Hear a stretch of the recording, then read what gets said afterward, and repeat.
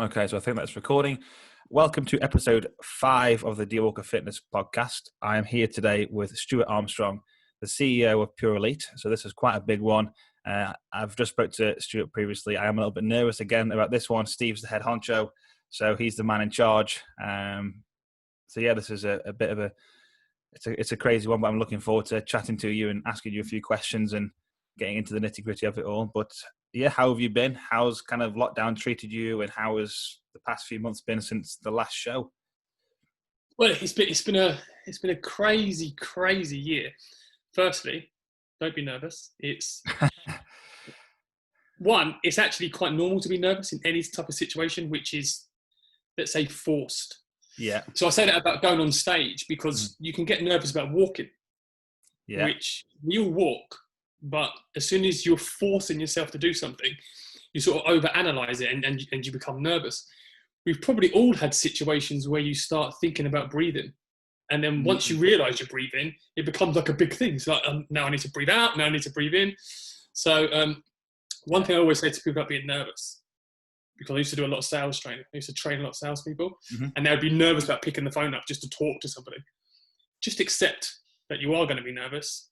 And as soon as you have the acceptance, half of the nerves I find come from sort of unknowing, like not knowing what's going to happen, not knowing the way something's going to be. And the nerves can sort of come from like an anxiety type of thing, because like, I'm nervous. And then you go, because I'm nervous, I now feel even more nervous of being nervous.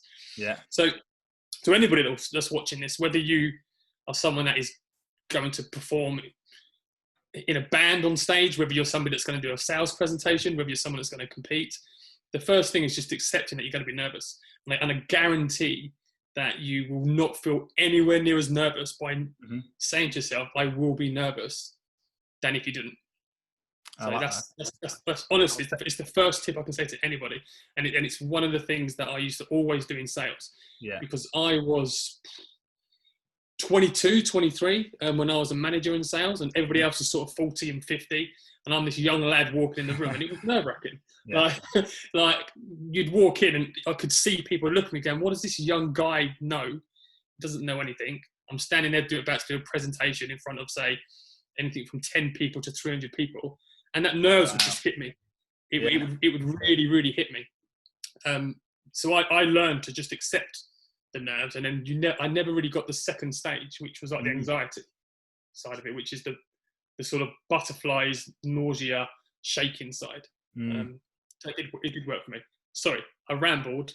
I like that. That'll be my homework for the next one. Just kind of go with it. But no, I appreciate that. It's good advice. People can learn from that for sure. So yeah. Honestly, it does work. And people, if you're Beyonce, you still get nervous if you go out and perform. Of course you do. It would be weird not to. Yeah. You just got to accept that I am going to feel nervous. Yeah. And it's the acceptance that stops it becoming anxiety. Yeah. Brilliant. I love that. I absolutely love that. So I was going to say, actually, so who is Stewart Armstrong? Kind of before Pure Elite, you kind of touched on there with the sales. And like, where did everything come from? Why did you one day think, you know what? So me and Janine spoke about this a little bit, and I thought, you know what, I want to know everything. So it was like, why? So where did you, like your history of where you got up to Pure Elite, then why did you do that? Yeah. All of a sudden it appeared, and that was what you were going to do. Yeah. So from a career point of view, I am sales and marketing. That's my experience. I dabbled as an accountant when I was really young. I trained to be an accountant, and I hated counting other people's money. It just seemed depressing. So from the age of 20 to 30, I worked in sales and marketing.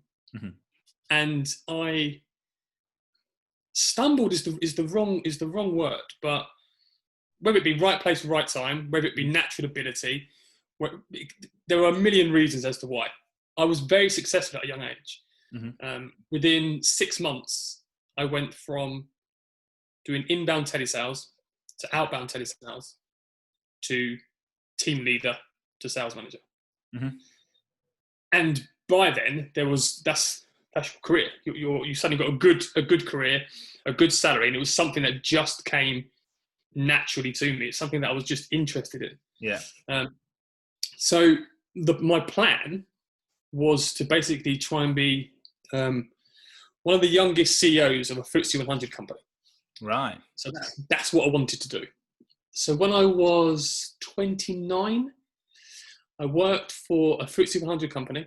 Mm-hmm. I managed 7 departments. I was, in essence, from a organizational chart, I was 2 positions below the CEO. In reality, you probably would have to get a load more promotions, but from the chart, my boss reported into the CEO. No way.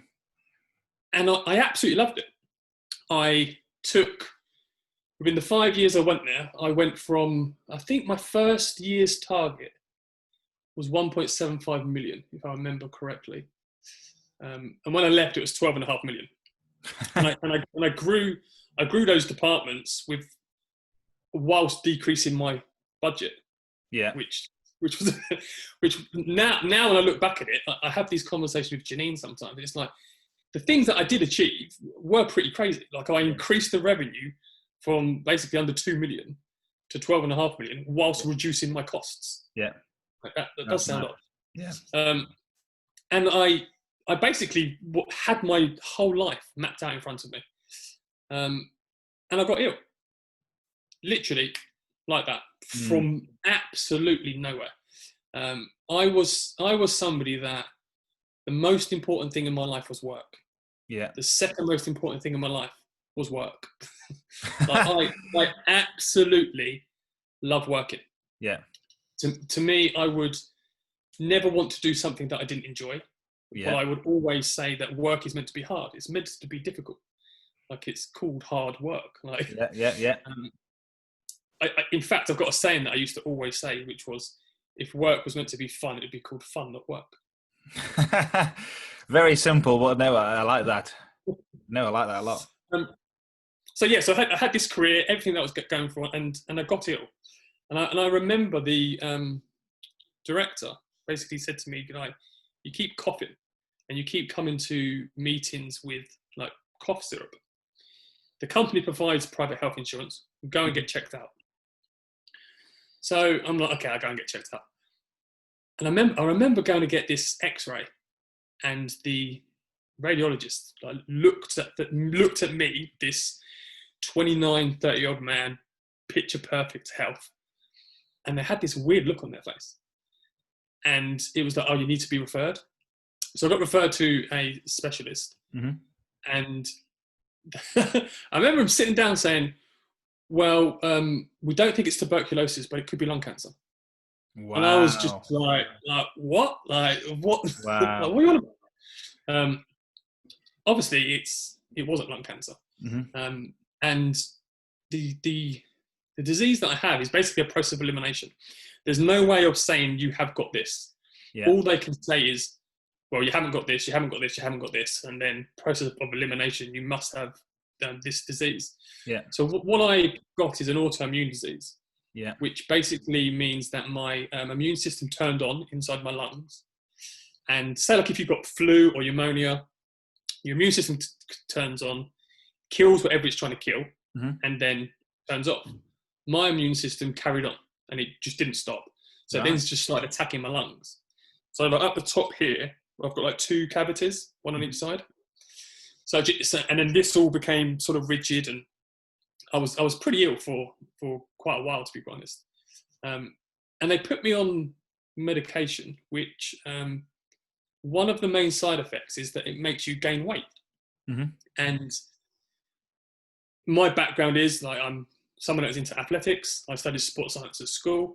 I come from quite a scientific-based family. Yeah. I'm quite I like reading information, basically. So I don't read books per se, but I would read a white paper about a science experiment or something about nutritional value or food, whatever. I'd read facts. Yeah. And I remember this side effect. I remember speaking to people that took this medication, and basically it's a steroid. Yeah. Most people think of the word steroid, instantly you think anabolic steroid. Yeah. The other side of steroid is catabolic. So a catabolic steroid is basically you don't grow muscle, you actually lose muscle, and supposedly you can gain massive amounts of fat. Basically, Right. Yeah. your hormones change to water retention, fat retention. You get like a moonhead. And I just refused to accept that a tablet could make me fat. What would make me fat is sitting on a sofa, Yeah. being inactive, Yeah. eating rubbish, and being in a massive, massive calorie surplus. That's what would make me fat. Yeah. And when you're given this type of medication, it's because you're ill. So you are going to be far less active than someone who is healthy. Yeah. So I decided to do a 12-week transformation. Yeah. And at the end of the 12-week transformation, as you probably know yourself, you look amazing. I had a few interviews with like local newspapers and British Lung Foundation. I had a photo shoot that appeared in a few sort of magazines and newspapers and stuff. That's awesome. And I was like, well, what do I do now? Like, as most people, I've got these abs. what do I do? Yeah. And in the gym that I used to train in and that I had my photo shoot in, Tim Chase used to train in. Yeah. And he wasn't the manager. I think he was second in charge. And I just got talking to him, and he said he was doing a show. So this was March 2013. Yeah. So he said he's doing a show. He said not a lot of people are going with him. And I was like, do you know what? I'll come. And I didn't really know him. I just knew him as a guy that was in the gym that I went to. Yeah. I went and watched the show with Janine. And have you ever been somewhere, whether it be a restaurant, whether it be an experience, you've had some sort of interaction with a business, and you've gone, oh, I would do this, or I would do that, or if this was my company, I would do it this way. Yeah. Which I think most people probably have. And so there was a few things that happened whilst I was watching this show that I just didn't agree with. Yeah. And I just kept going on about it, and I was talking about it. And Janine just basically went, we'll do it then. Yeah. So it was like, okay then. So driving home from there was about 2 hours from watching the show, talking about it through the show, and then driving home. The whole concept had been mapped out, apart from the name. It was called something else. Yeah. The whole concept basically had been mapped out, with the core elements being that every single person would get treated the same, because even though it is a competition, you're a customer. Yeah. And that was the main thing, because basically I was pissed off that people were treated poorly when they've all paid the same amount of money, which is what got back up. So that's how the concept of Pure Elite came together. The honest difficulty wasn't the idea, because we probably all have ideas every single day. It was the implementation. Yeah. So that was, I think it was, I'm going to say it was April 2013 was the show. And it took 13 months to do the first Pure Elite.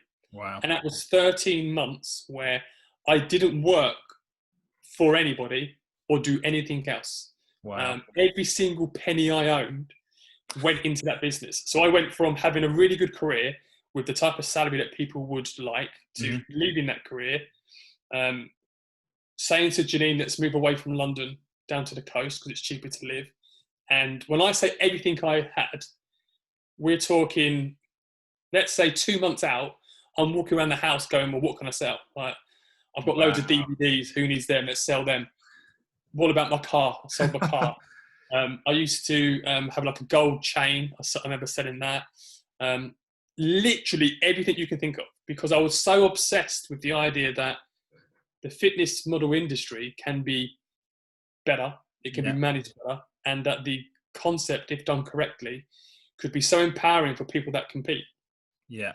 I do sort of joke that if I never got ill, Pure Elite probably wouldn't exist.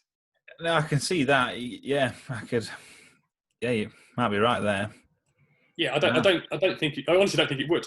And the impact on other people's lives, just purely by the messages that I have from people, sort of justifies the down days where I might be pissed off about being ill. Does that make sense? Yes. Yes. No, I understand.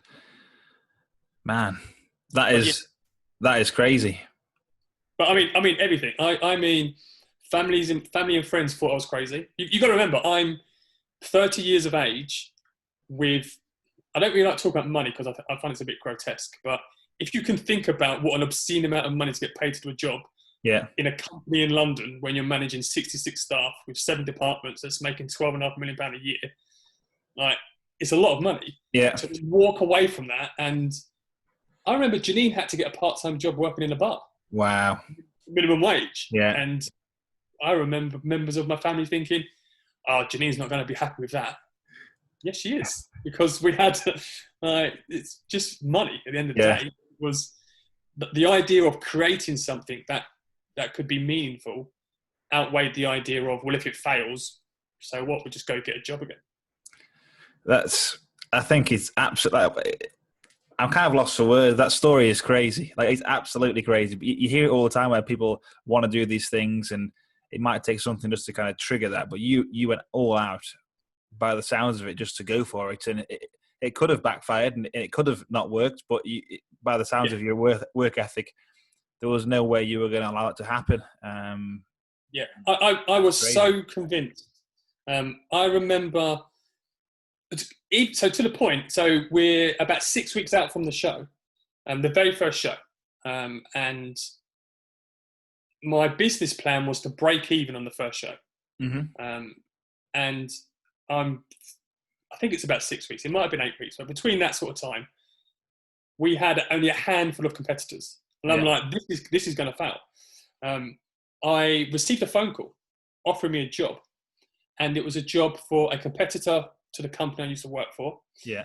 They wanted me to come in, set up their call center, train all of their staff, and they wanted to give me up to 2% shareholding in the company. Right, so that's like a dream, right? That's like a massive job. Yeah. And I turned that down, went and sold my car, so I could have money to live, basically. And then within the next 2 weeks, 44 people signed up. Wow. And then in the following weeks, I've got up to 88 competitors for the first show. Amazing. Which, whether you're spiritual, religious, whether you just believe in the fate, universe, whatever, I'm not really any of those things. But to me, it was a bit like a test. It was testing, do you really want this? Because right at the last minute, there's an exit. If you want an exit, there's an exit. Yeah. It's giving me goosebumps. That's mad. What a story. What a story. No, I think, man, yeah, the temptation would be, you know what, this is just too much hassle. I may as well just go do the other thing. But, you went with, I feel like you went with your gut, and you went with what you wanted to do. You had the vision, and then you went for it. No, I think that's commendable, and I'm glad you did it. I'm glad you. So am I. Oh, amazing. Because the way I see it, and this might be, whether it's confident or arrogant, I can always go and get a job.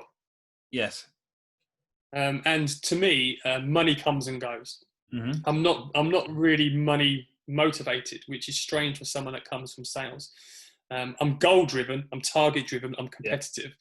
But the monetary value is irrelevant to me, because I've had times where I've had loads of money, and I've had times where I've been completely nutty skinny. I've always felt the same. My life hasn't changed in any way.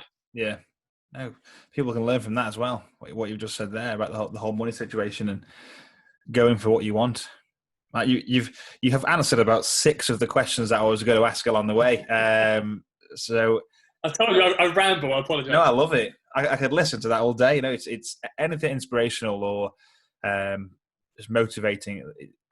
I've been there for many years, watching the motivational YouTube videos and like quitting your job and doing what you want to do. And I was always kind of the same. And I always thought I knew there's something else I wanted to do, but wasn't sure and didn't really have the money to do it. And then just kind of went with it anyway. But no, it's crazy. And the question was kind of like a few here were like, why did you quit the job, and did you have any other opportunities to do anything else, and what were your roles, and why did you create this? And you've explained all that perfectly. One of the questions I did ask Janine last time was about the name and the logo, and kind of like, why did you want to do this, like a fitness federation? Why not a bodybuilding federation? And you kind of explained a little bit about, you went to see a show, and you knew what you wanted to do, and how you could make it better than, say, other competitors in the industry, and then you went for it. So that was a kind of a question from myself. And in fitness model, one of the reasons to go that way, as opposed to say out and out bodybuilding, is everything was aligned at the time for fitness modeling. Social media played a huge part, but you also had things looking to be commercial. So we were only just after the Olympics, and this was a part of my research in when I was doing the business plan for Pure Elite.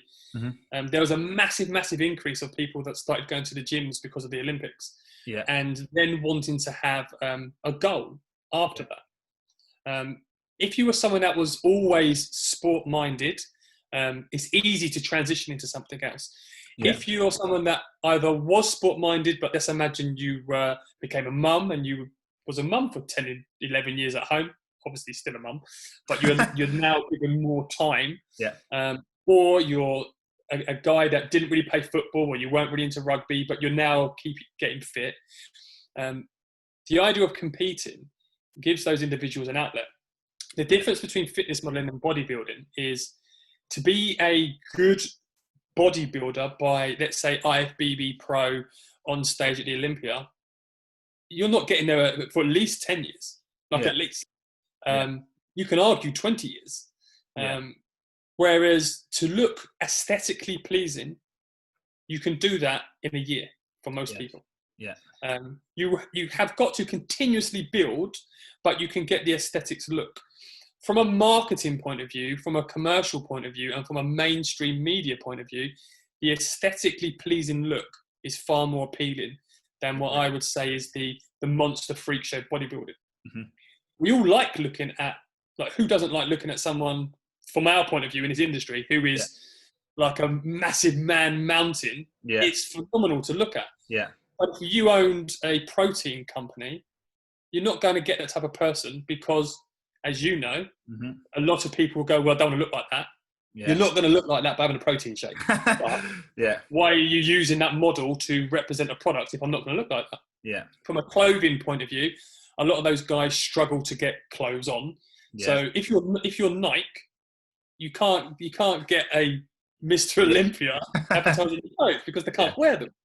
So when you start thinking from a business point of view, and you start listing all of the products, there's not a lot of products that you can be aligned with if you're a bodybuilding show. Fitness modeling is far more commercial. It's far easier accessible. And I've always challenged that I could take any normal person and turn them into a fitness model in a year, male or female. No matter who they are. And even if you're someone that's overweight, like, you could be 22 stone, I could get you to look like a fitness model in 12 months. You couldn't say, if you turn around to me now and says, I want to step on the Olympia stage and challenge to be Mr. Olympia, I go, cool, let's set out a 20-year plan. I absolutely agree. Again, you hit the nail on the head. I think that answers that question perfectly, and why you went down that route. And I think I kind of thought that would be the answer, but it's good to kind of hear it out loud, especially from I think people forget that one of the big parts of being of a fitness model competition is the idea of monetizing yourself and making a career. Like that is what people, not everybody, but that is an element of what, say, most of the pros want to get. Whether they want to leave the job that they're doing and become a full-time personal trainer, whether they want to own a gym, whether they want to be fully paid sponsor, whether they want to become an influencer, whatever. There's like an array of different positions there. And fitness modeling falls into that. And a lot of competitors, say even from the first Pure Elite show, a lot of them now are basically main stage characters on social media that have full-time careers. Like, well, Tom Coleman did our first show.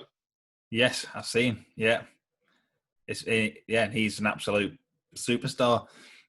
Well, Yeah, it is, yeah. yeah, no way. It's some big names coming through the Pure Elite ranks, which is good to see, and getting the names in there, and seeing it grow from strength to strength. I saw Pure Elite a few years back and I was like, what's Pure Elite? And again, all I ever kind of saw was IFBB, bodybuilding, and then all of a sudden it was like Pure Elite turned up, and I had no clue what it was. I was like, fitness model, like what even is a fitness model? And it was like, this is actually, I can look like that. I could do that maybe. It might take me a year or two, but, and that's, it's a lot more marketable. And I think a lot more people can, like you said, achieve something beyond just your normal transformation. It's like you can go a step further and potentially go to a photo shoot. And then if you want to take it maybe even further, you can go onto the stage and see what happens on there. But no, that's fantastic. I completely agree. I'm looking through the questions here and kind of seeing which ones we've gone through. This is another question I quite like one. So someone's asked me, do you feel like your passion is still the same from when you started and then today? So like, how has your passion and drive gone from when you first said, you know what, this is what we're doing, and then tomorrow when you wake up, you feel? Basically, no. It's not the same, and that might shock you with an honest answer. Mm-hmm.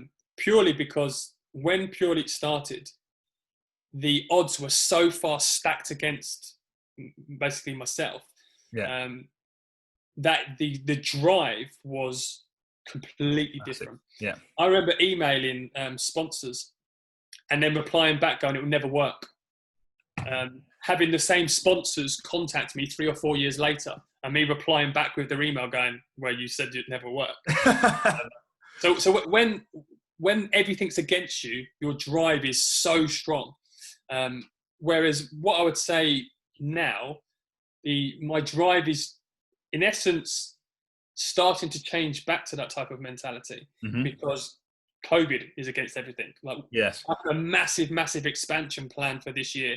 The amount of different countries that Pure Elite was going to be in this year, shows in America, obviously shows in Australia, most of the places in Europe, none happening because of COVID. So it gives you that sort of mentality to where everything's against you once again, and it's like it's a bit like wiping the slate clean and having to start again. Yeah. Whereas, say, last year, it was, well, Pure Elite is the largest fitness model federation in Europe. Everything's going great. I could have just stayed completely. That's it. Let's not change. Let's not evolve. Let's just leave it the way it is.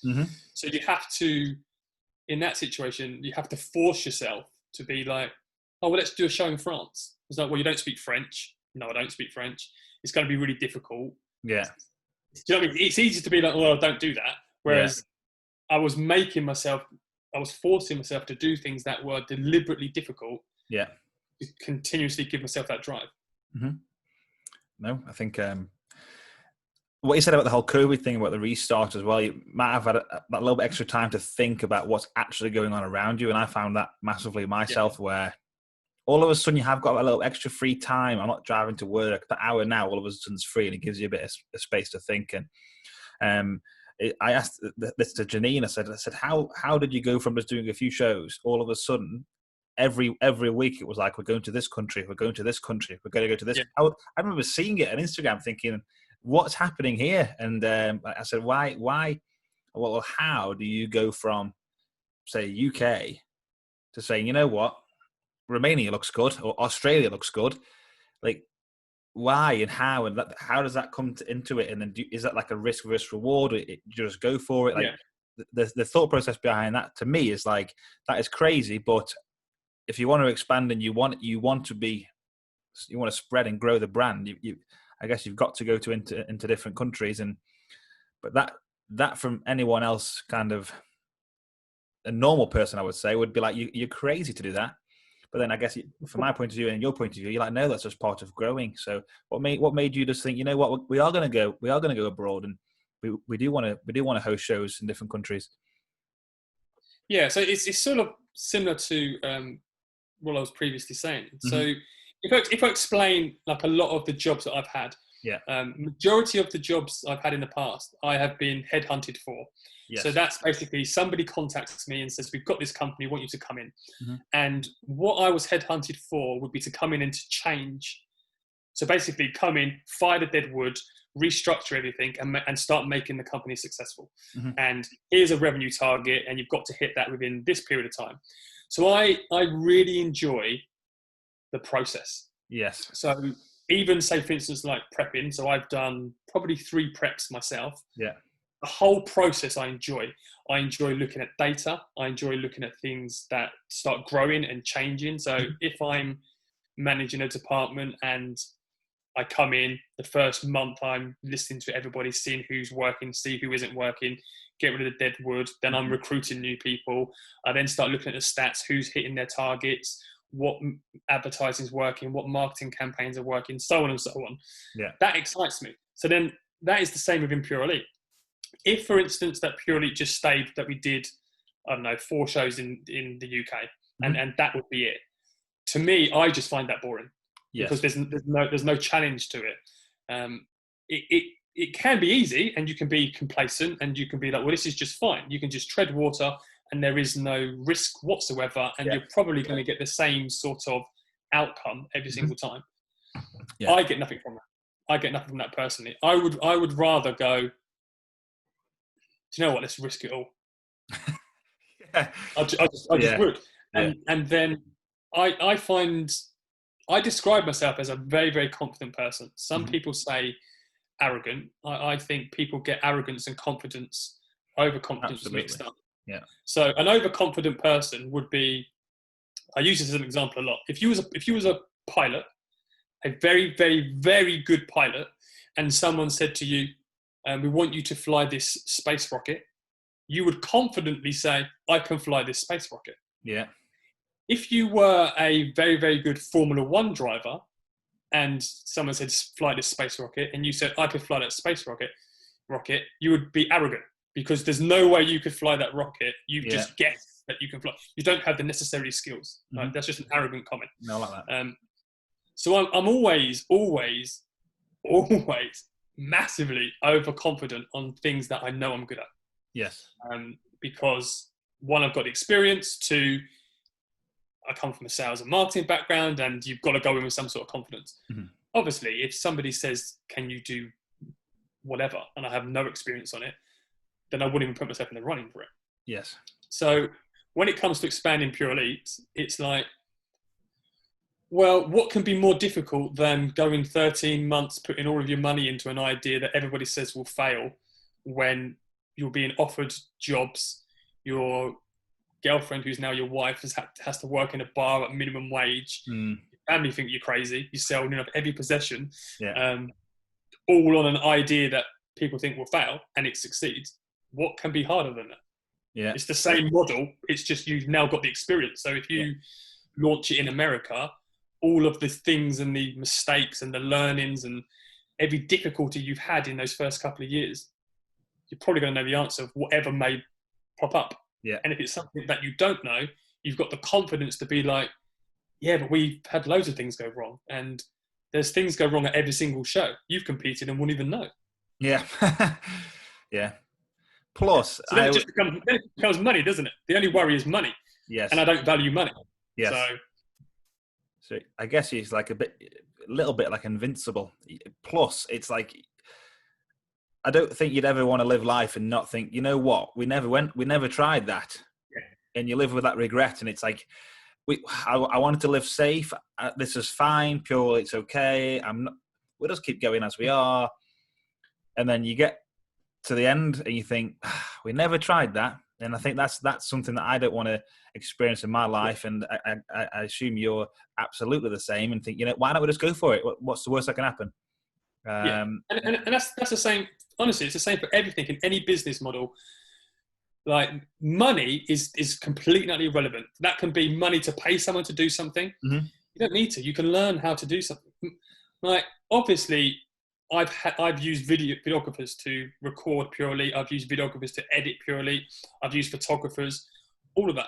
But I now make sure that I know all that stuff myself. Yeah. So when I'm sitting here like in COVID, it's like, well, I'll just edit a video. because I can just do it myself. Yeah. Or I need to update the website. Well, I have to teach myself to do it myself. Mhm. Hard work will always trump everything. It always will.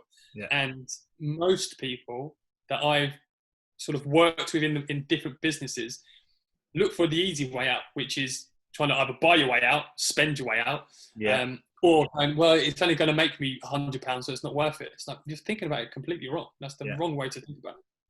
Yeah. Well, agreed, 100%. This is turning into a good business podcast. I think I'm enjoying this here. I'm learning as well. So no, this is fantastic. It's really, really, really good information for people who want to start businesses and how you should approach things and attitude, and amazing, spot on. Right, where are we? So I've got here Federation. We went through that. Going down this route, we've been through that. So someone asks and says, what is the difference? We kind of covered this actually, but what is the difference between Pure Elite and other fitness federations?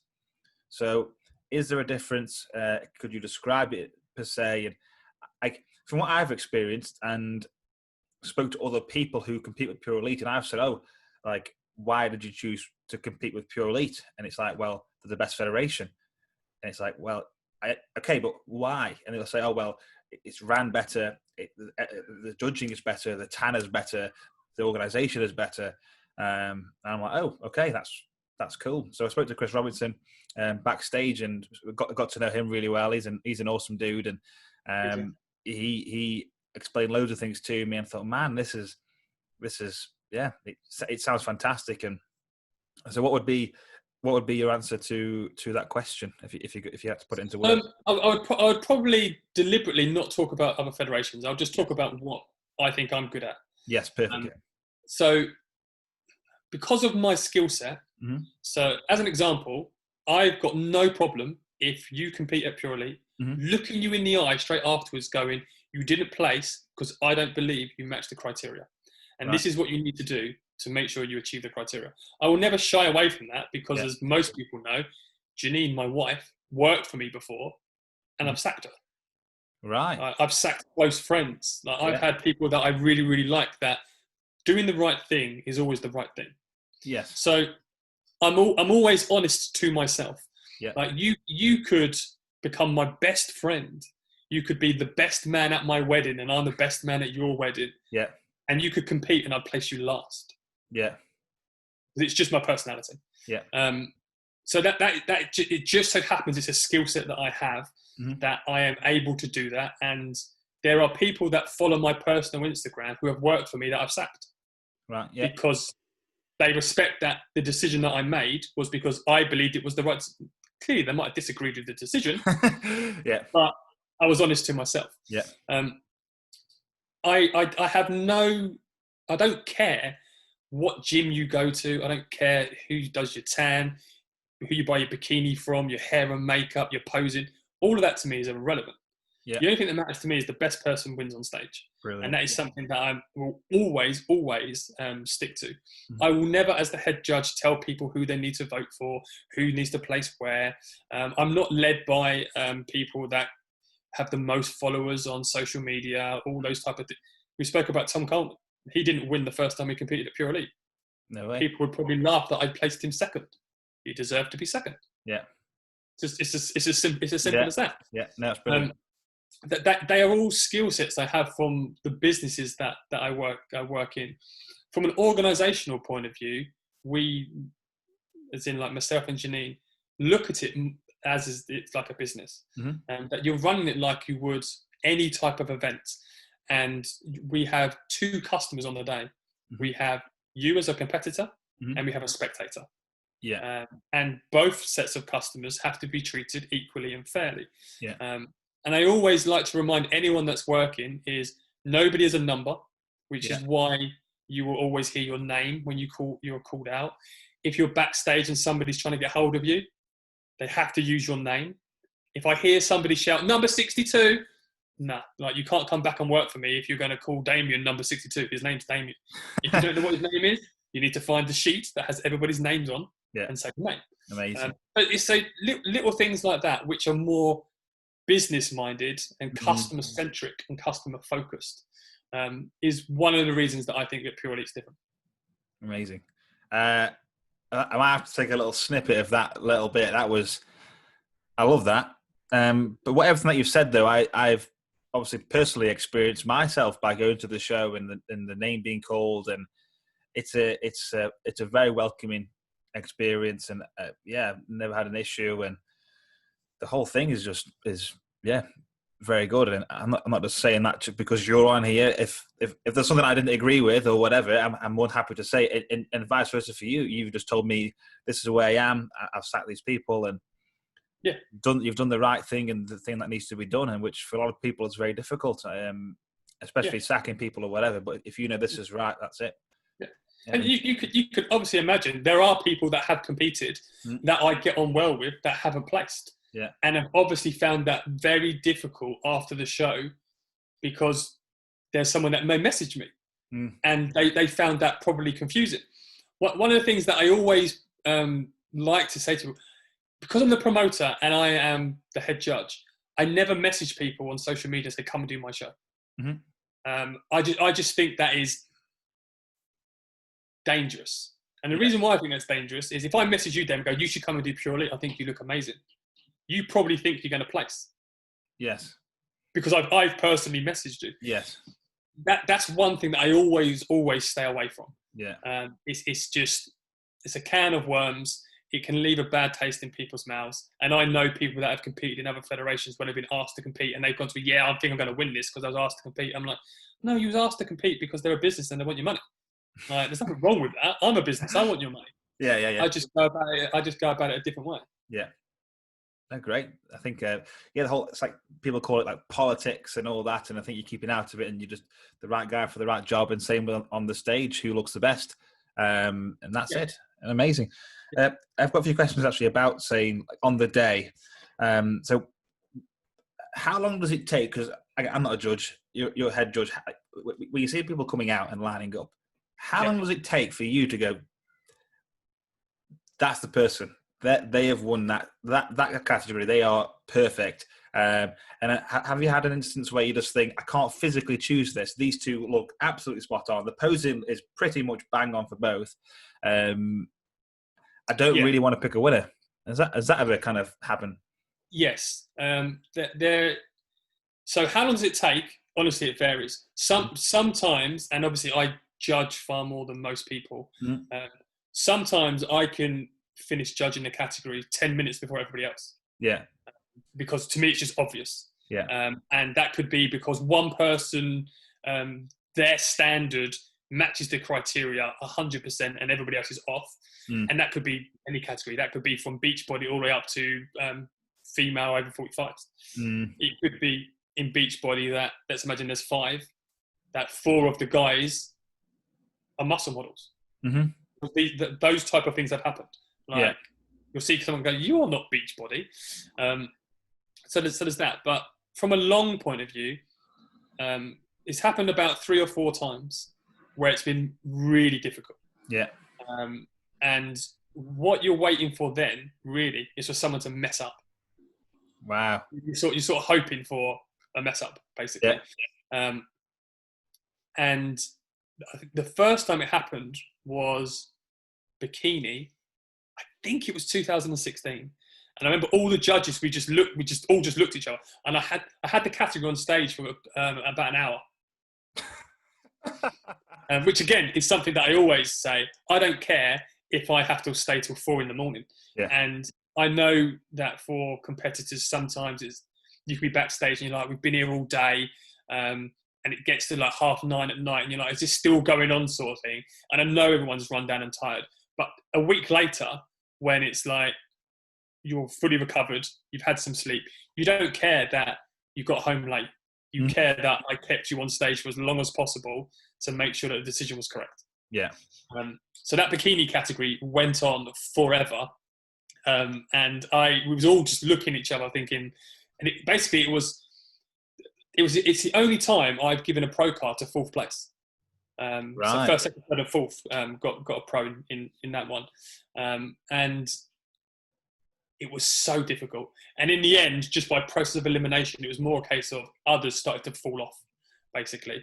And as you know yourself, being on stage, the longer you're on stage, the more fatigued you can get. The more fatigued you get, the easier it is to mess up something. That could be mess up a pose, or you relax for a little bit too long. Or one of the mistakes that guys do is they come out and give 100%, and then 5 minutes into it, they're exhausted. Yeah. It's like, you don't need to pose 100%. You don't need to tense your biceps 100%. Like, you don't need to be shaking. Like, you don't need to. So that, basically, it's waiting for people to make a mistake. Man, I remember the first show I ever did, and it was like, you get off stage and you're like, I'm knackered. And all I've done is just done some posing. Like, I've practiced posing for hours in the gym, but you think it's not going to be hours. And all of a sudden, it's 10 minutes, and you think, right, I've got another one to go on in a minute. And it is taxing, and it's one of the big things that people underestimate is the posing. And every person from Pure Elite and everyone on the podcast has all said is posing is so important. People don't practice it enough and hold the poses. And I remember practicing quarter turns for an hour a day. And I get my girlfriend to stand at the other end of the room and just keep saying quarter turn every 15 seconds, 10 seconds, 5 seconds, and just keep telling me, just in case I'm in that position. And I remember at the Worlds, it was quarter turn, and then it was about 15 seconds, done. I was like, what? I was like, I've been practicing for hours and hours and hours, expecting but no, I think it's something that people can take away massively is, and you've heard it here first, is if don't mess up and keep practicing, because you might lose a place just because you haven't practiced enough. No, it's one thing that I always stress to people, and it's you've been backstage. 90% of, let's say 98% of the people you see backstage have phenomenal physiques, like absolutely phenomenal physiques. So it's already a given that how hard you're training in the gym, the majority of people you're going to be competing against are training as hard as you in the gym. Yeah. Their diet is on point, like yours is on point. Where you're going to make the marks up is your stage presence, your stage posing, and your confidence. Yeah. And people massively neglect that. And it's such a shame when you see someone with an amazing physique and then you're just like, you're posing like a piece of wood. Like, it's just awful. Like, again, fitness model comes from the idea that a brand could contact you and go, we want you on our stand-up body power. Like, well, if you're not someone that's confident in your own skin and you don't have that type of stage personality, well, that could be the same next to any type of brand. Yeah. So yeah, it is a shame when you see someone that hasn't put the time and effort in.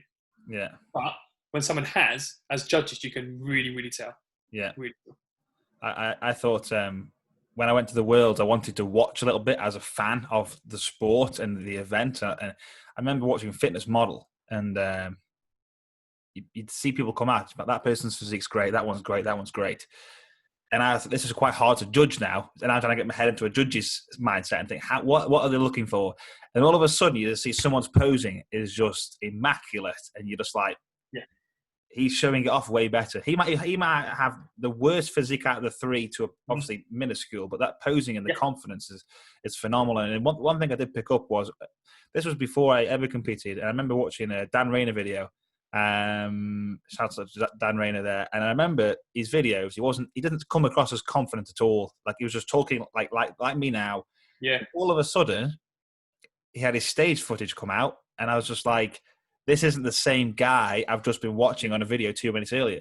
And I remember telling Dan that in person and saying, you've got to be confident. You've got to act like you've been there your whole life. Otherwise, you might get down marked, and the judges might not like that. And it's all part of the thing. And I remember people saying to me, Damien, like, you're quite introverted. I don't go out much.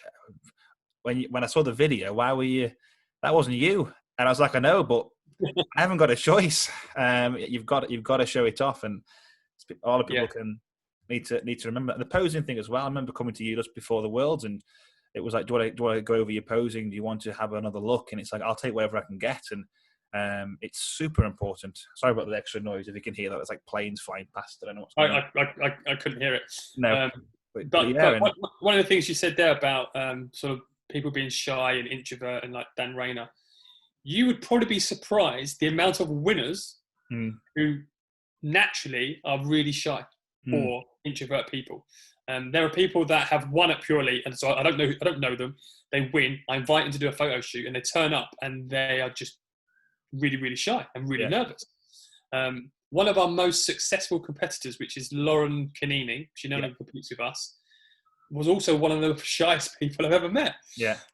Lauren Calladine, I always laugh at her. She came to a beach shoot after winning. Yeah. And she was so nervous, so shy, didn't really talk and engage. And it's just, some people have the ability, like I said, to accept you're going to be nervous, overcome that, and just for that length of time, like an actor, become something else. And I think when you know what you're going to do from a posing point of view, it gives you confidence on stage. So no matter what's happening in your head, or if your heart's doing 150 beats per minute, you know instinctively where to move and what to do. So you can basically fake it because you've learned it in a way like you would if you was in a dancing competition. Yeah. I think it's massively important. More than, I don't know, it's like you want it to be so just natural that if you completely froze, you would know what to do. And that was a point that Josh Blue once told me on one of the first posing workshops, was you need some backup turns, you need some backup poses. So if you completely fry on stage, you can automatically go to your kind of second and third pose, and it's just automatic. And little things I remember him saying, and trying to take that on, and like it's super important. And you definitely need that as well, because I see it sometimes when somebody hasn't got anything as a backup, and one of the easiest ways for someone to lose their train of thought is make eye contact with me. So they walk down, they make eye contact, and I will just stare you out, right? So I would just carry on staring. So then they forget what they're going to do. And it's like, if they just had some random moves that they could do, I don't know what the routine was meant to be. No one does. Only you know what you was going to do. But then because of that, they then sort of stumble, they sort of make things up, and they rush off quite quickly. But again, if that person had gone to, whether it be with a posing coach or come to one of our camps or even some of our posing lessons, it's one of the first things that I would say is, don't make eye contact with any of the judges unless you want a staring competition, because they're not going to look away. They just look above their head, just look a foot above their head. Don't need to make eye contact. Man, actually, I did have one of those moments. I'm not going to lie. I can't remember which category it was, and so if it was a case of, I saw Josh Blue at the posing workshop, and then we just met up at a training session a few months before the show, and I remember posing, and it was like a pose down, and I wasn't ready for that. And I was posing, and I was looking around, and all of a sudden I was like, oh, that's the judges' table. And I remember looking at Josh Blue, and he was staring right at me, and I just stopped and just ended up smiling and being like, you're right. And it was just like completely, I was like, I hope no one noticed that. But don't look at the judges, just focus on straight ahead, look at the lights, and ignore that. Right, where are we? So another question about Pure Elite, actually. So one of my other clients actually said, she goes, I really, really like the announcement of the transformation category, which you launched, which was supposed to happen this year, earlier on in the year. Sorry, because you have that in the normal show anyway. Why did you think, you know what, let's do this as a full-blown show? Where did that inspiration come from? One, I think it should. I just also instinctively think it should be a show. I think that standing on stage and competing, say as a fitness model or a bikini model, in essence, is like the top 10% of people that have transformed their physiques or have the ideal type of physique or whatever. But there are thousands, hundreds of thousands of people that have had a fantastic transformation that an everyday person would look at and go, oh my God, look at you. You look amazing. And these people might not feel confident to want to stand on stage with Josh or with you or with Michelle or Jade or whatever. They might not feel that it's the right environment for them. So I think the idea of having something where it's just for people that have done transformations, and in essence, the overall winner is guaranteed to be someone that's had a transformation. Yes. The only categories that are there. Yeah. Is something that this industry should celebrate. Yes. Because no matter who you are, you should be, one, encouraged to be healthy, getting to be in fitness, going to the gym, whatever, but having a goal and stepping on stage. And you know yourself, when you step on stage, that day experience, even probably the whole week, you can't explain what it's like.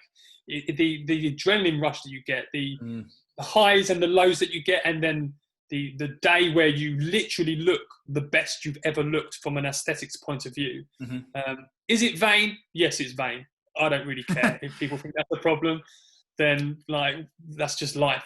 People like to look the best they can possibly look. There's nothing wrong with that. To have that and to have it documented and to have pictures, and if you put a cherry on top that you're someone that's lost 10 stone or 5 stone, or you're someone that was bulimic, someone that was a cancer survivor. We've had people that have had accidents and have lost limbs. All of that, I think, to celebrate that as one thing, definitely is something this industry should do. Yeah, I 100% agree. I think the idea is unbelievable. When it appeared, I thought, man, in a way, why has no one thought of that? And obviously, you have done it. It was there in the show, but then to create an individual one, because the amount of people I've spoken to who've got transformations, and I'm like, listen, you look really good. You should do a show. And I don't dare do a show. I'm like, yeah, but your transformation is incredible. You got an amazing story, and had a potential few people lined up for the transformation coming up, and it was like they was too scared to do an actual to do bikini or whatever because of the level of people.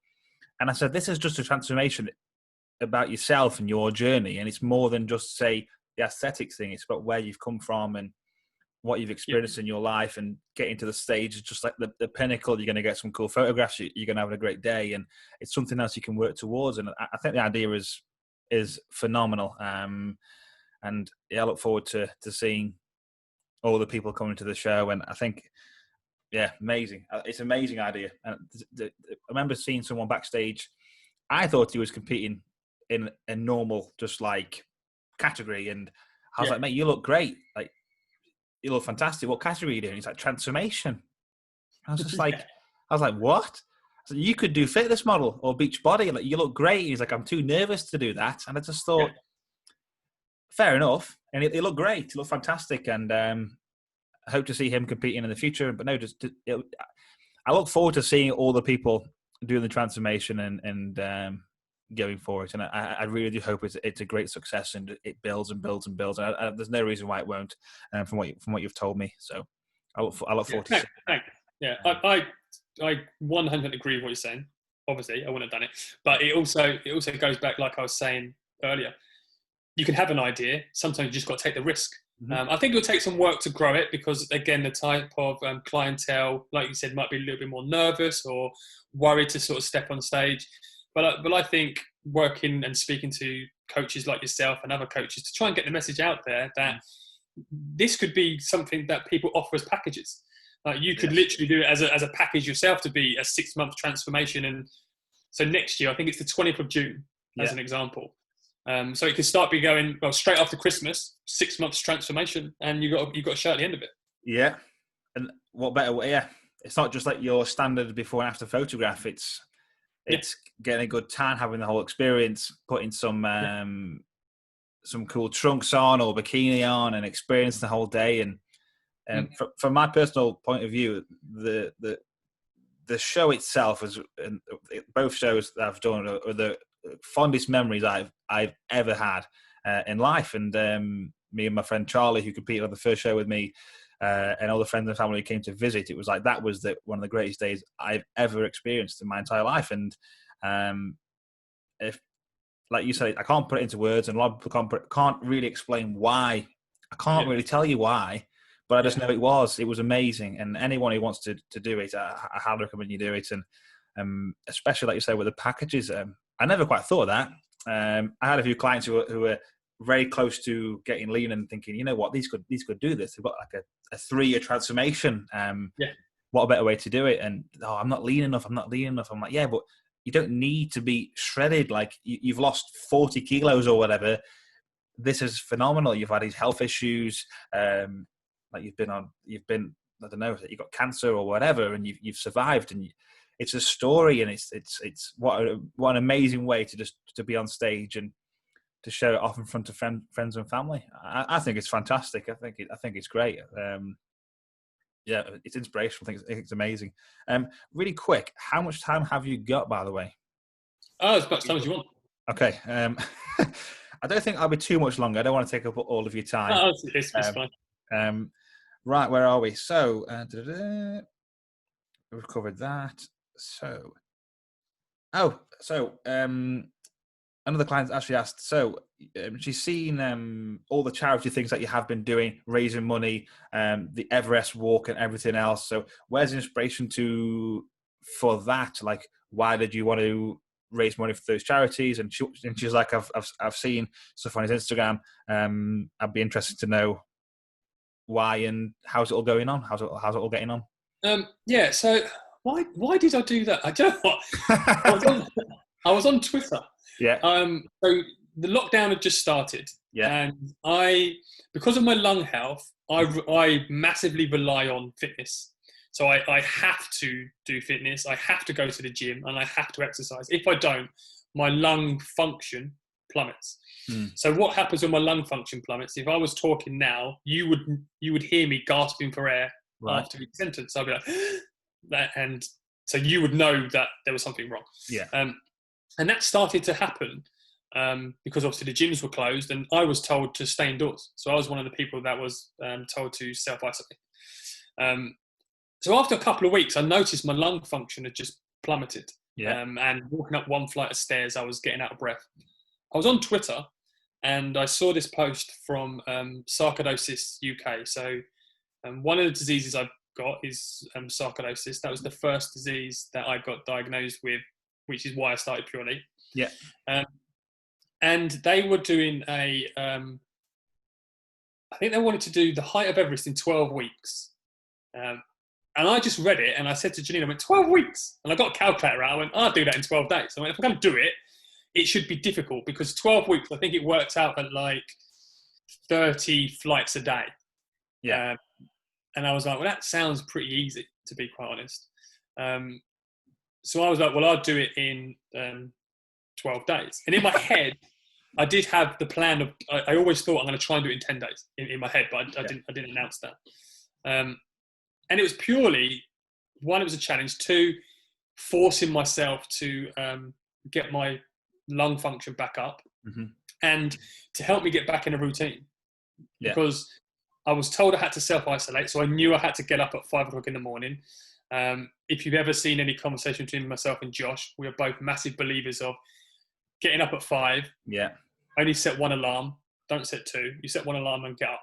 None of this. I didn't know that. No, I like that. Yeah. One alarm, set it and get up. Like, never ever press snooze. What is the point in pressing snooze? Do you really think that extra 10 minutes is doing anything? Yeah. Like, it's not.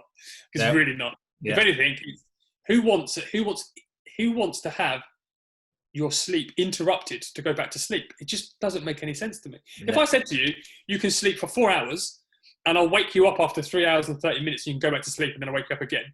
Or you could just sleep for 4 hours. Yeah. Yeah. Just sleep for 4 hours. Like, yeah. Why am I waking up?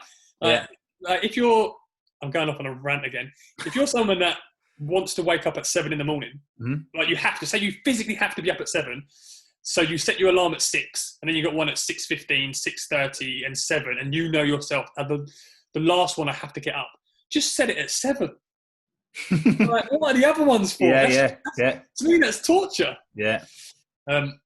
So I just saw the charity saying they were doing it, and sometimes I sort of feel like I should do more for charity, for the diseases that I've got, because they are so rare, and I am so young compared to a lot of other people that have got it.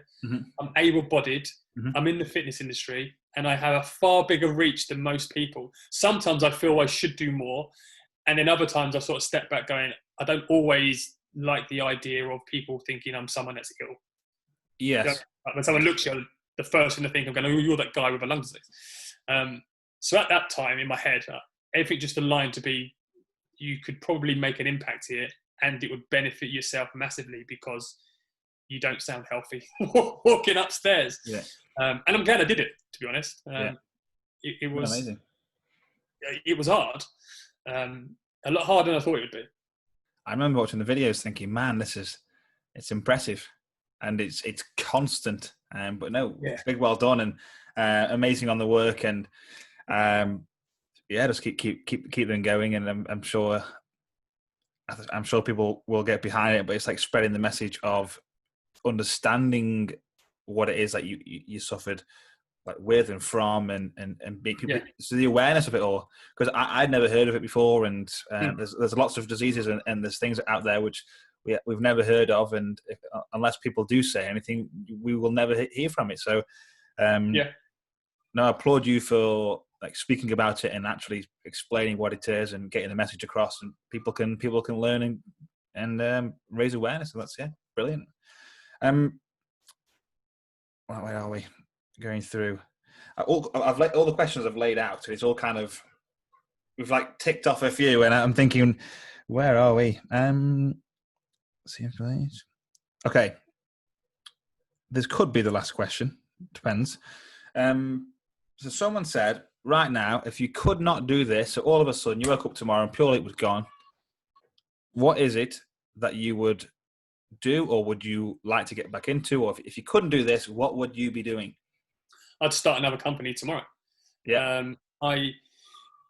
About 2 months ago, I was just on my LinkedIn and I was looking over what I did in the past, and I asked myself a question: what would it be like if I worked for somebody else? Mm-hmm.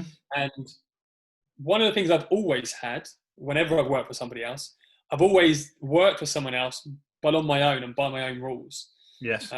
And I always got away with it because I always hit revenue targets. Mm-hmm. So I was that annoying person that would have 50,000 unread emails in my inbox. What are you going to do? Because I've just hit target. So I would be the person that wouldn't turn up to meetings because I was too busy, or I might be argumentative with someone who's at a higher level than me, whatever. I was basically, I'm a nightmare to manage. I'm not someone that can be managed. Yeah. Because I always believe I'm right, probably. So I would definitely start a new business. I've got a few different ideas in my head at the moment. There's actually next to me, you can hear it, there's a whiteboard next to me with 8 different ideas of things that I'm sort of looking at and thinking about at the moment. So I would instantly just start something else. Mm-hmm. No, I don't think now. I don't think anybody really. Let me rephrase that. It is so easy now to start a new business, and if you work hard and you understand what you're doing, you can be successful. Mm-hmm. I think people massively confuse what success is, and I think social media has skew-whiffed what numbers mean to us. Yeah. And this is actually a post that I'm planning to do, so I can basically, you can get it first. So you run a coaching business, is that correct? Yeah. And if you went back 15 years ago, you basically would have 2 ways that your business would get customers. One would be recommendation, and the other would be an advert. Doing an advert. And then the third way, in essence, would be if you did some sort of cold call, knocking on people's doors, telesales, okay, which most people wouldn't want to do. Mm-hmm. So you would have an advert or recommendation. A recommendation would be one person telling one other person to sign up with you. And if someone came to you and they went, oh, John said I should sign up with you, and you got one person, you'd be like, wow, that is amazing. Yeah. The other would be you probably spending at least £1,000 to put an advert in your local newspaper, is probably what you would do as a business, saying with some sort of advert, trying to get people to sign up. And with the hope that you probably got 10 calls, 20 calls. And then if you cold called people, you would either be knocking on people's doors, speaking to one person at a time, or you would buy a list of phone numbers and you would telesales people. Mm-hmm. Obviously, you can get smart and you can buy lists of people that you know go to the gym, or you could do a lot of creative ways to get numbers. But in essence, that's what you do. Along comes social media, and you could put up a post saying, "Hi, this is what I offer," and you get 50 likes. And you could look at your analytics, and you can see that 250 people saw your post, Yeah. and 50 people liked it, and you're sad about that. Mm-hmm. You're sad that you only got 50 likes. How crazy is that? Mental. If you went back 15 years and I went, in 1 hour, I can show your business to 250 people, and 50 people will actively say, "I like that." Yeah. And it will cost you nothing, just your time to design something. You would bite my arm off. So social media has skew-whiffed our numbers and the way that we look at things, and what we perceive to be a good amount of money to earn. Yeah. You only need 1,000 customers.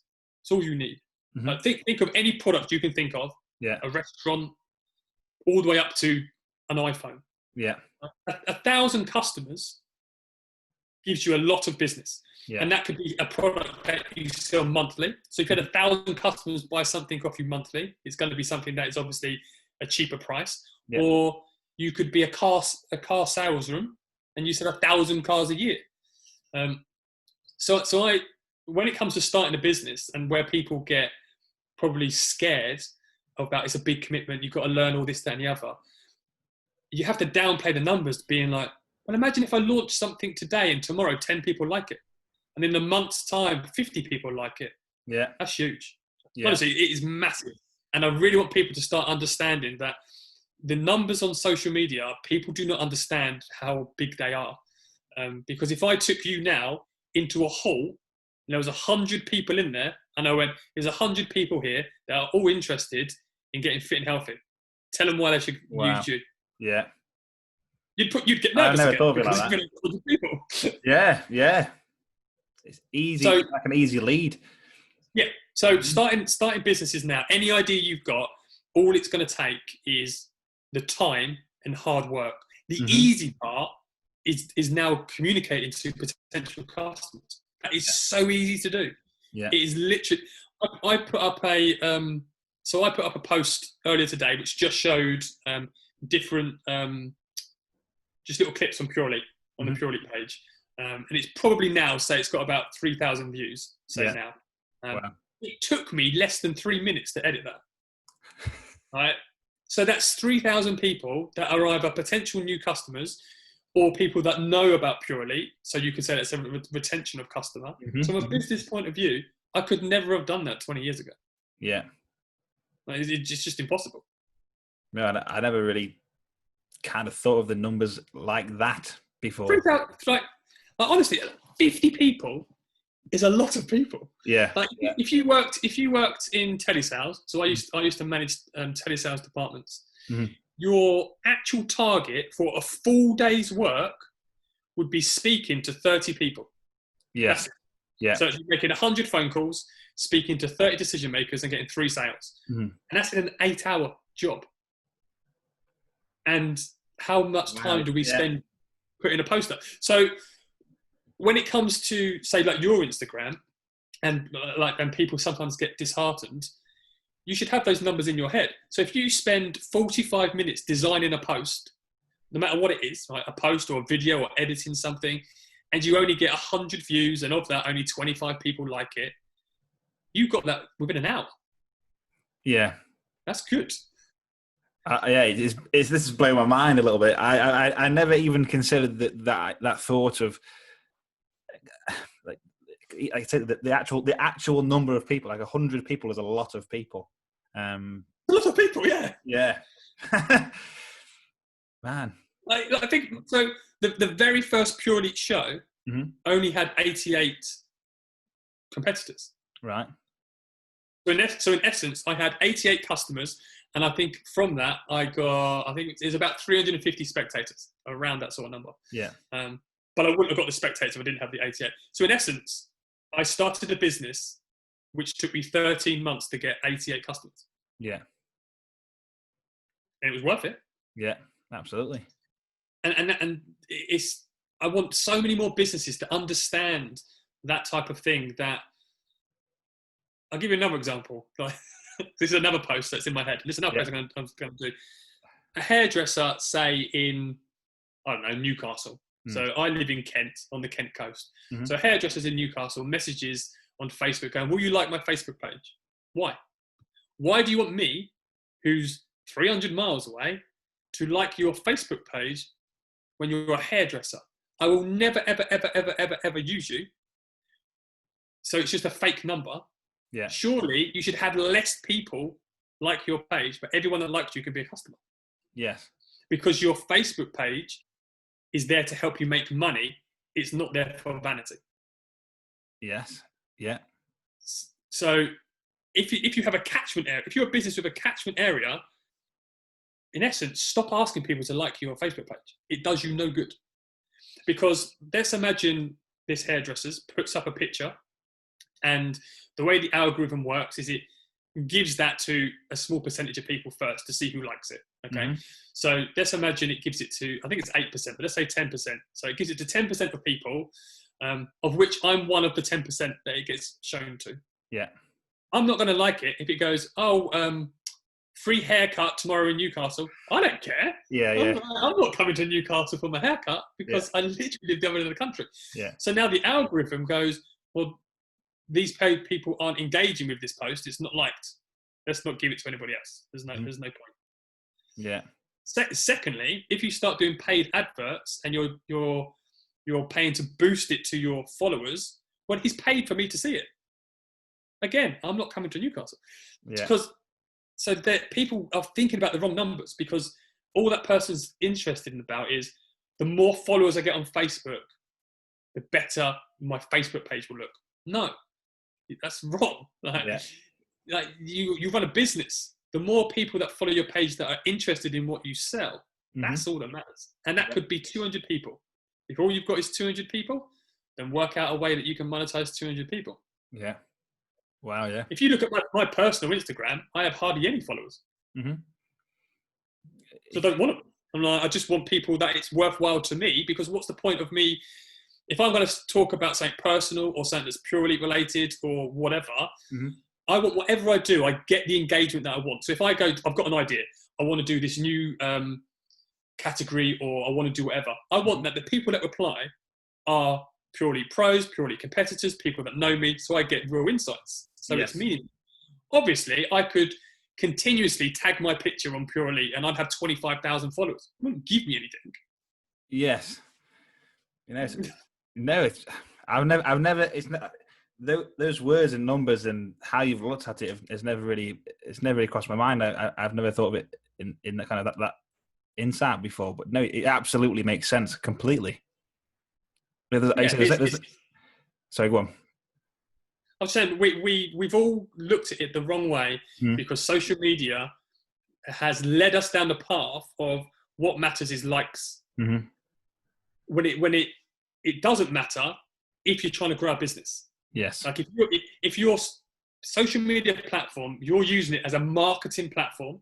So take the social out of it as a marketing platform that you personally want to build a business so you can put food on the table, right? Then it's irrelevant if somebody who would never buy from you likes your post. Yeah. It's just a waste of your time. It goes against you on the algorithm and you're chasing the wrong metric. The metric should be, I only got 20 likes, but from that I got one sale.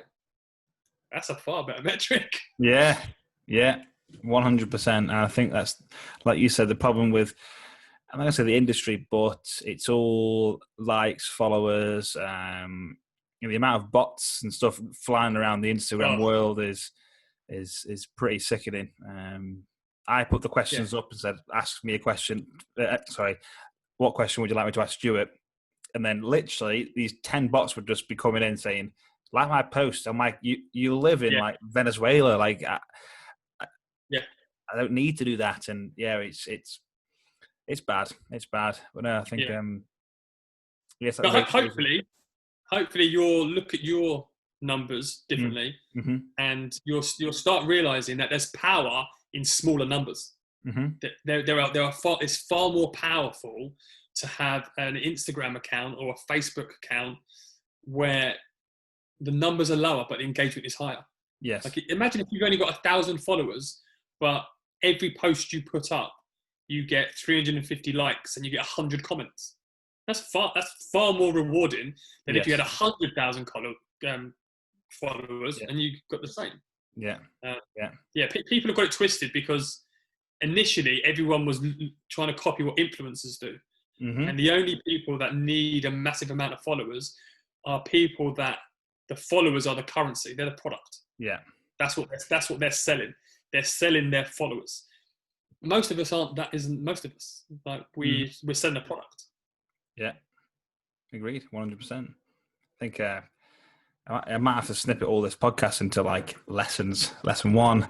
I think a lot of people can learn a lot of valuable information here, especially if you're looking to start a business or you're starting a new Instagram. And yeah, you see it all the time. Like my page, like this, do this. I've done the past when I first started, and you forget like it's. And I've worked in sales a few years ago, selling memberships, and that was all a case of people will tell me how many leads they've got,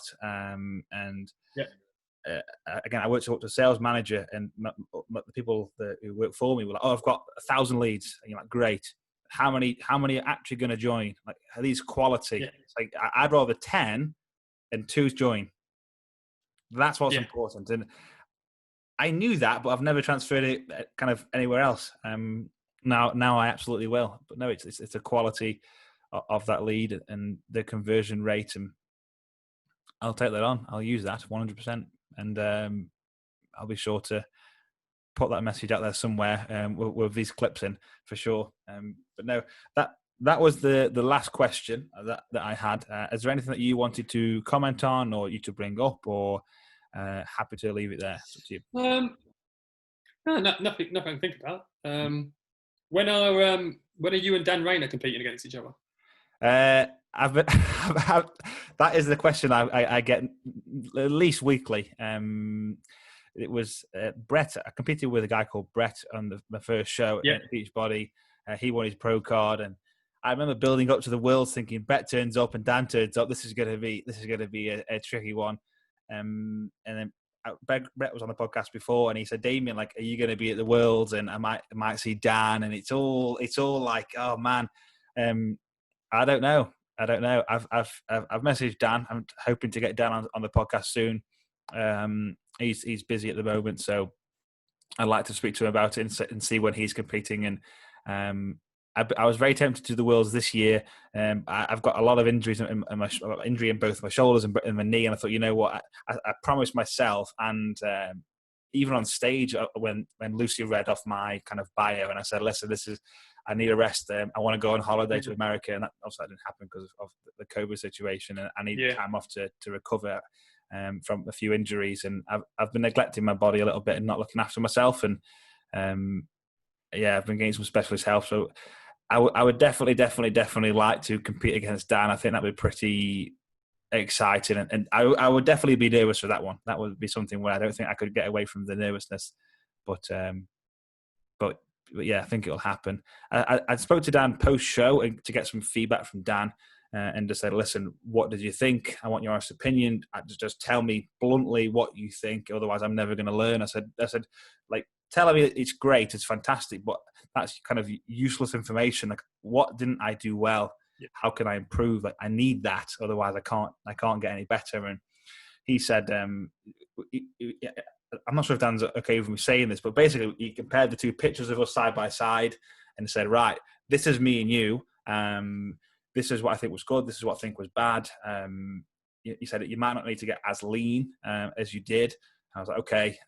In my head, I just want to be as lean as I can and see what happens on the day. And he said, like, if I grow any more, it might be a case of potentially trying fitness modeling, going down that route, depending on where I am, or monitoring where I am, and then just going in as I did before and seeing if I could obviously try and beat Dan Rayner. I think that would be a pretty cool showdown, to be honest. I've never publicly kind of said all these things before, so this is a first. But no, Dan's an awesome guy and a big inspiration for me as well. And spoke to him on stage and just said, I can't believe this is actually happening. And it was like, when he was stood there and he handed me the belt, I just thought, man, imagine if it was me versus Dan or whatever. That would be a cool storyline and to see, and then get Brett. And I think Brett's definitely competed in the Worlds this year, so it'll be interesting to see how he does. Yeah. I'm going to be keeping close tabs on that. I'm hoping to get down there. I did have a client who was meant to be competing down there, but she can't do it anymore, which is upsetting. But life sometimes gets in the way, so Yeah. I understand. But if I can get the time, I'll be definitely coming down. Again, I'd like to. I know we've caught up today, but I'd like to catch up with you and Janine in person and catch up with all the other guys there. So it's been a long time, but yeah, it's a nerve-wracking thought thinking about it. Thinking, man, imagine that'd be a good spectacle. But no, I'm sure we will. And I don't know if Dan's publicly said about when he's going to compete. I'm not aware of that. So if he comes out and says, I'm competing at the Worlds, I'll just be like, man, no, not yet. Like, wait for me.